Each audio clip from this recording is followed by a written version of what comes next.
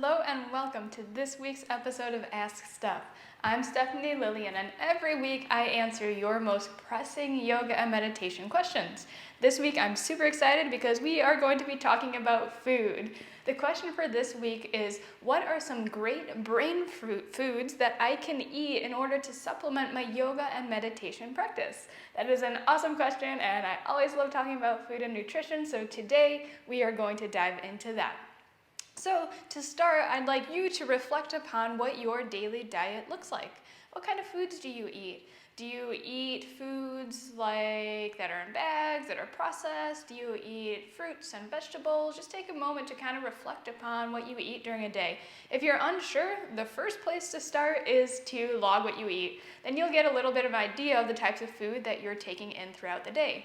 From there, always, we start with awareness and then we can make the changes in order to find where we want to be in our lives. So once you become aware of what you're eating, then you can really dive into if or what you want to play around with when it comes to changing your diet. So what I always like to start with a question like this is finding where you're comfortable making changes. So diet is something that everybody has different belief systems on and what you should and shouldn't be eating, etc., etc. And I'd like to share with you kind of where I fall with that. It's not right, it's not wrong, but this is kind of what I adhere to, and hopefully it's simple enough that you can adhere to it as well. So before we jump in any further, I will just straight up say that any magnesium-rich foods are amazing for helping your brain and nerve function.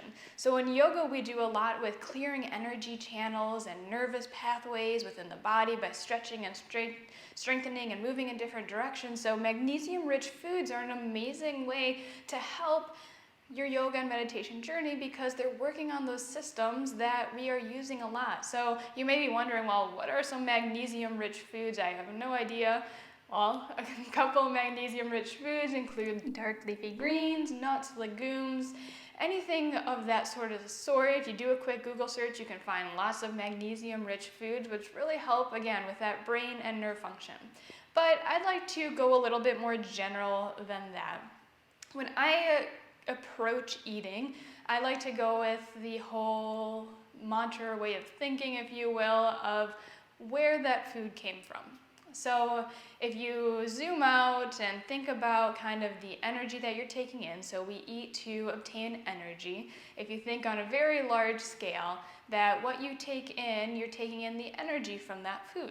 So if the food was raised in a factory, if it was made with chemicals, etc., so something like a bag of Cheetos, that's not really something that you don't see Cheetos popping up from the ground and being grown with sunshine. If we did, it'd be an interesting world that we'd be living in. But essentially that was manufactured. So the energy that is in that is very robotic, manufactured, stiff, if you will. However, if you think of a beautiful tomato raised in a garden, that is cultivated by nutrients in the soil, the sunlight in the sky, rain or water, all this natural goodness that almost takes in that spark of life. So that little bit of consciousness, that life force energy that we have, that we connect to when we practice yoga, that's what's in that food, because it takes almost this mini miracle, if you will, for that plant to grow, for it to produce this fruit, if it's done in a natural setting. So I personally like to take in foods to help my mind and my yoga practice, my body, that are in alignment or contingent with the life force energy that I'm cultivating within. So a general rule of thumb that I like to stick to when I go grocery shopping is to stay on the outsides of the store. So rather than starting to go down those aisles, stick to the outsides. Why? Because that is generally where that fresh food is. When you walk into a grocery store, along the outsides are usually those refrigerated sections, or you have your produce right when you walk in usually. So if you stick to that, generally you're going to find more of those magnesium-rich foods, those leafy greens, those veggies, those legumes and beans that are necessary to help supplement your brain function and your nerve function within the body, also to build your muscles up.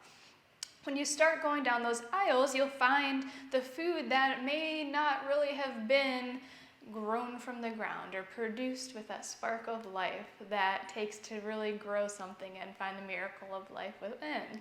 So, long story short, if you're looking to help your brain and mind and your body function, I recommend sticking to foods where the energy that was put into it is what you're going to be eating.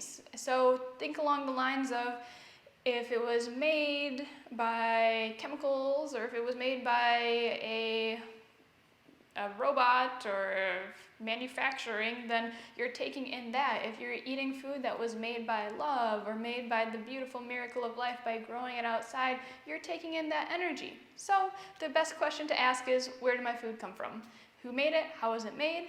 And you'll be on the right track if you start answering those questions and finding that things were made naturally, things were made with love, and that's the energy you're taking in, and that will go so much farther than any sort of diet plan that you can find out there. So magnesium-rich foods, find those foods that are made with love, that are produced by Mother Nature herself, and you'll be on the right track.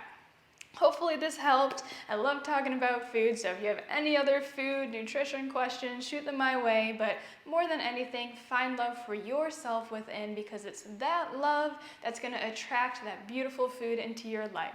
I hope you have a wonderful rest of your day. Namaste.